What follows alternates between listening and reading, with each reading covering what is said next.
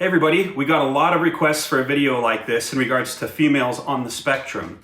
Now, we're gonna head over to my neighbors. Hi Alistair, he wants to join in too. So we're gonna head over to my neighbors because obviously we have boys on the spectrum. So she's gonna provide some more details about Livia. Hey guys. Hold on, buddy. Hey guys. Thanks for watching this video. Having a good time. Okay. Anyway, we're gonna head on over there. She's not as comfortable on camera as Brittany and I are. She's not really used to it. So please be kind in the comment sections and be patient. There's probably gonna be a lot of jump cuts in there. But the important thing is the information. So we're gonna head over there now and see what happens. Hi, Livia. You remember my name. I did. And this is your mom. This is Laura. Hi. Yeah. And Livia's on the spectrum, right? Yes, Livia is on the autistic spectrum. We found out that she had markers for autism when she was 2 years old, which is pretty unusual for girls on the autistic spectrum. Because typically what happens is boys tend to get diagnosed younger and at a higher frequency than girls on the spectrum do. The fact of the matter is girls are still missing out, are frequently being missed in autism diagnosis. They tend to get diagnosed later and miss out on early diagnosis. I have a big sister named Kate. Yes, you do. Yeah. The thing is, girls and boys can have all of the same characteristics. It's more how other people perceive their behaviors than the symptoms themselves.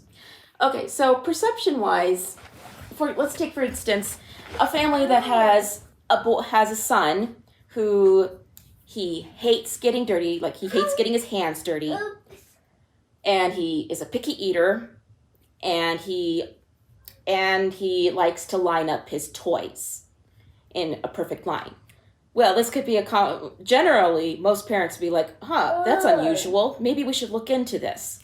But when it's a girl doing these exact same things, like a girl who hates to get dirty and she's a picky eater and she likes to line up her toys, some parents may not even give it a second thought because these behaviors are seen as pretty typical girl behaviors. And another example is parents may not be concerned if their daughter is obsessed with pretend play, and even if she has a very strict way of going about this pretend play with her playmates. People may not think much about it because pretend and fantasy play, Livia, may not.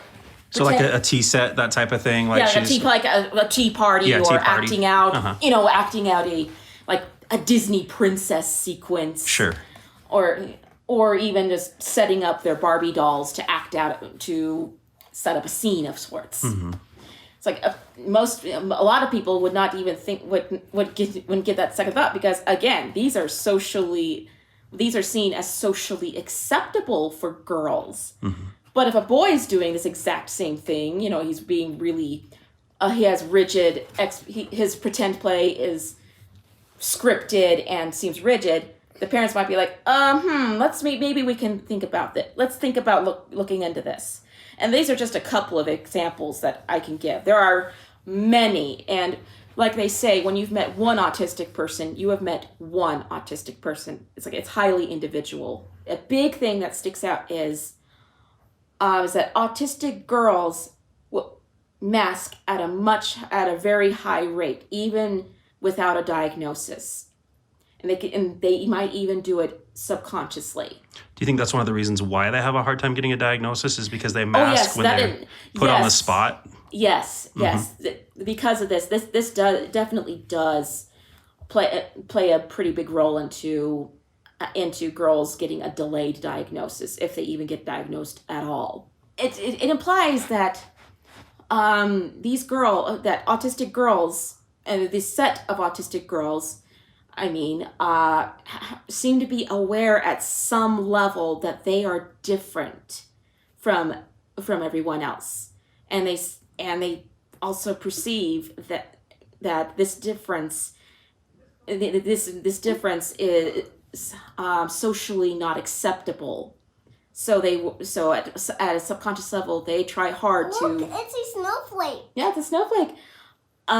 They try hard to not to hide these differences from other girls in fear of, well, social retribution. So can you imagine knowing at some level that you are different, and if you're not diagnosed, you don't know why you're different, but you know that but you're afraid if people find out that you're different in this way, that your life will be ruined. And imagine not knowing that. That is just, well, not only is that exhausting, but it can have long-term effects on autistic girls. And sadly, autistic girls are more likely to be diagnosed with depression and anxiety in their teenage years as a result. Once girls reach the teenage years, the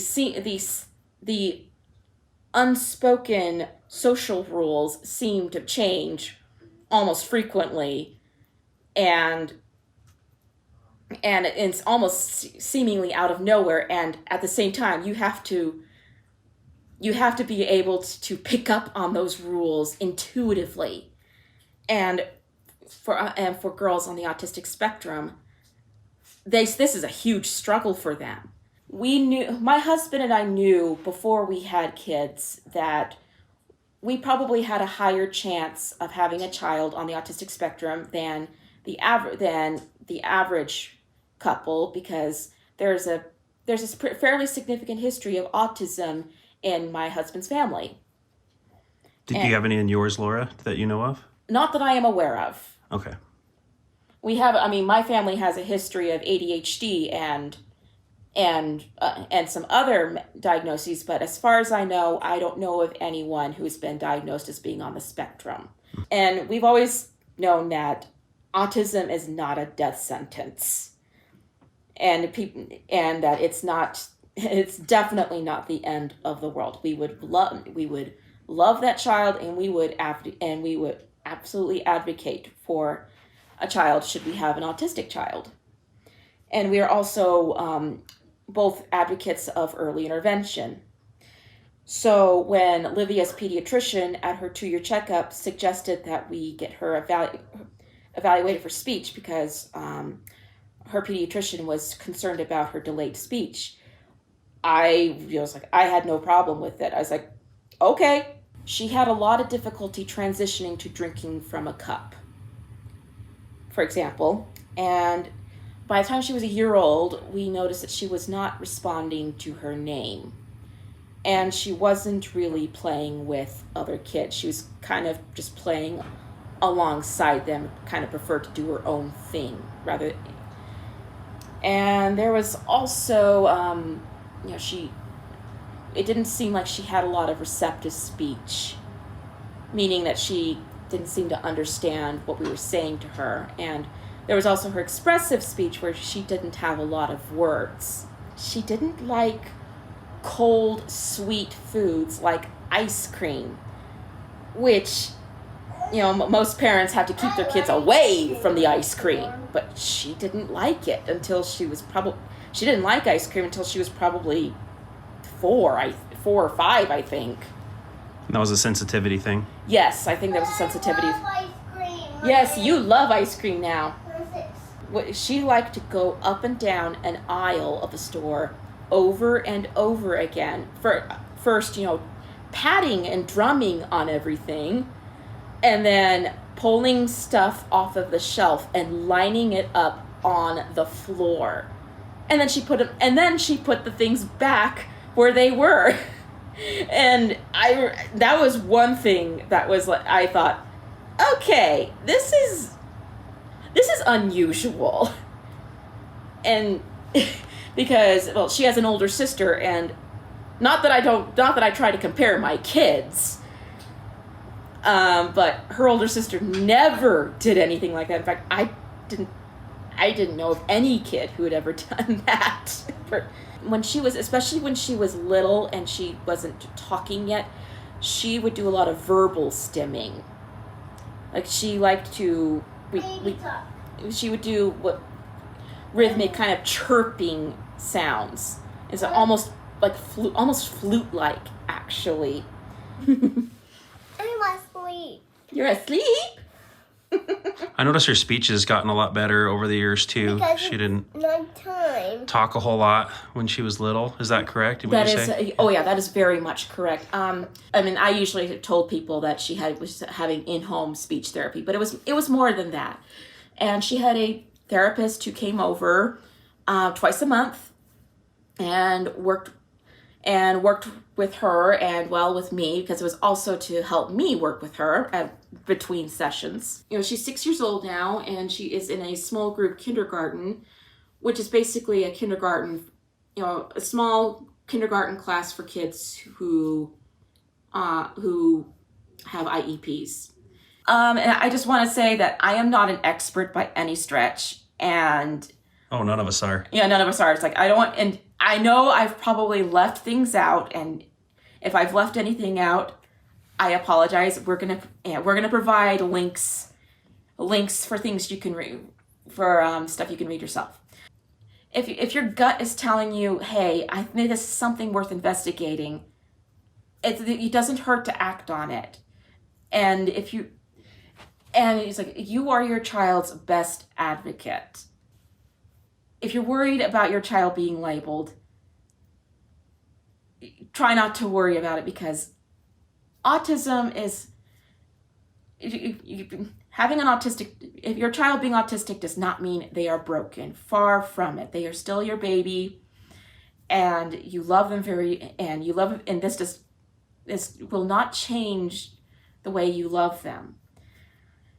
And it can be hard, it can be exhausting, but it's not the end of the world. And people who say that, who act like autism's the end of the world, well, don't listen to them. Yeah, I guess that's kind of what I want to say, maybe. I don't know. No, that's excellent, Lauren. I really appreciate you letting viewers into your house and getting a firsthand experience of, what it's like, raising a girl on the spectrum. We've had a lot of requests for this video because, obviously we have 3 boys. We don't have any girls. And a lot of people I happen to live in the neighborhood. Yes. Well, and we're family friends and everything, so yeah, we appreciate it. I know it can be nerve-wracking being on camera and stuff like that, but no, we really appreciate it. And Livia's a beautiful girl, and yes, we wish you guys the best. Yeah, and the autism family videos actually have helped us along the way too. And having another family going through this has been very helpful, and it's probably contributed to why we haven't had, most people have tried to be helpful at the very least. Yeah. Because we're not because like, hey, we've seen this before. Yeah, people can't know how to help unless people speak up, and it's very tempting, I think, for people to hide in the shadows when they're different. Mm-hmm. Not even autism, just anything. Oh yeah, definitely. Very tempting to just kind of hide and avoid, the public eye.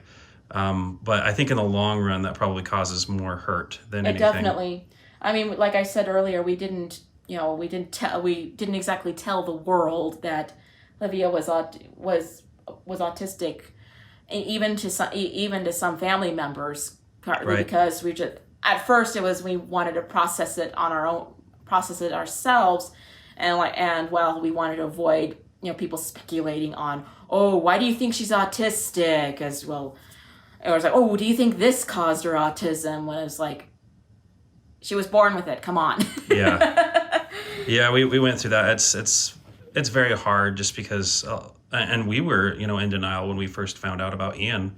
My sister suggesting that he had autism. I didn't even know what autism was, and I was like, what? Well, in the case of Ian, he was your first child, and you didn't exactly have any kind of comparison. Right. And so you probably just like, oh, it's just him. Yeah, he's a late bloomer. Yeah. Yeah, totally. No, that's awesome. Thanks so much, Laura. Oh,